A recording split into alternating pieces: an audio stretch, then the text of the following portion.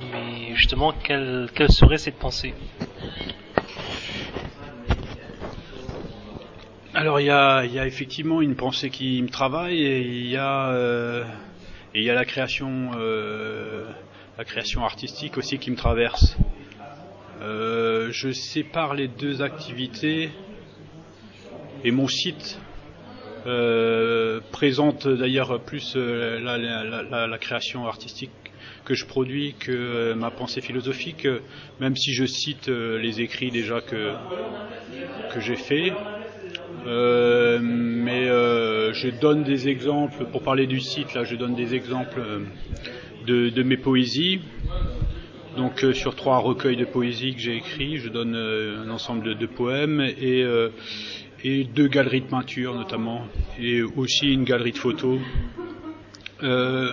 Pour expliciter ma pensée par rapport à l'acte de création qui est la poésie et la peinture notamment, il faut voir que c'est une espèce de combinaison dont l'un ne va pas sans l'autre et dont l'un est révélateur de l'autre, dans le sens où c'est par la création, notamment dans la peinture, et par le surgissement de la parole poétique que se manifeste quelque chose qui peut être compris dans une pensée, qui peut faire sens et être conscientisé par la pensée. C'est-à-dire que tout commence par le néant, mais tout commence par le néant qui, par l'acte créateur, se retire et donne lieu à un sens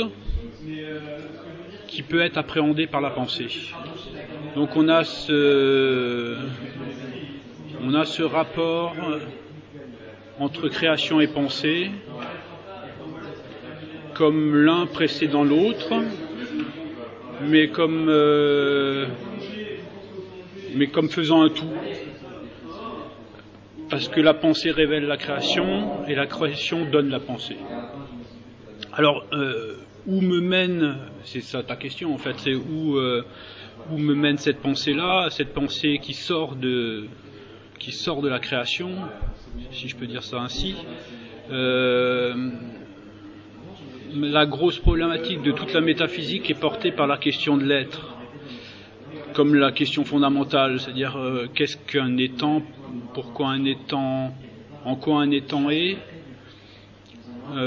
qu'est-ce qui fait un étant, comment l'étant se manifeste.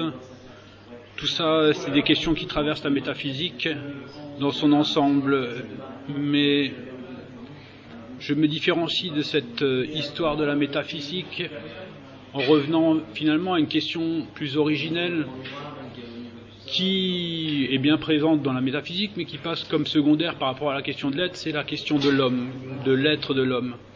Et c'est à partir de cette question de l'être de l'homme, penser en son origine, c'est-à-dire qu'est-ce qui fait sens dans l'existence humaine, vers où va l'homme, s'il va quelque part, en quoi l'homme est homme. Toutes ces questions-là, pour moi, sont initiales à toute pensée philosophique et précèdent même la question de l'être, de l'étant.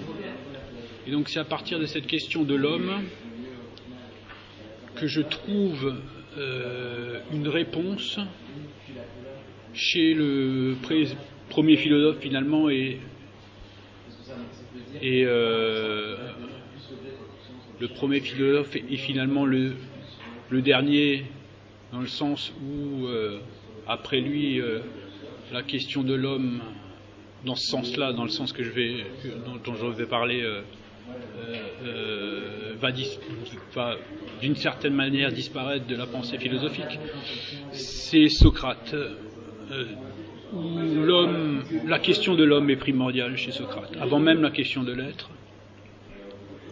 puisque les idées sont les vertus de l'homme et pas les idées dans le sens général qu'on retrouve, disons, chez Platon, enfin chez le deuxième Platon, le Platon non socratique.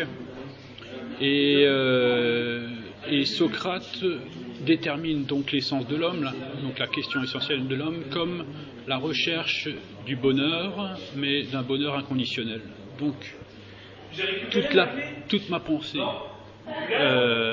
est portée vers cette question de l'essence de l'homme en tant qu'elle aboutit à un bonheur inconditionnel. Voilà. C'est là où la question du bonheur est primordiale, et c'est à travers mes œuvres d'art, à travers mon regard artistique sur les choses, que j'ai pu trouver ce bonheur inconditionnel, et qui pour moi est la quête de l'homme à travers son histoire, son Graal, si on veut. Et c'est en ça que je me différencie de la pensée de la métaphysique,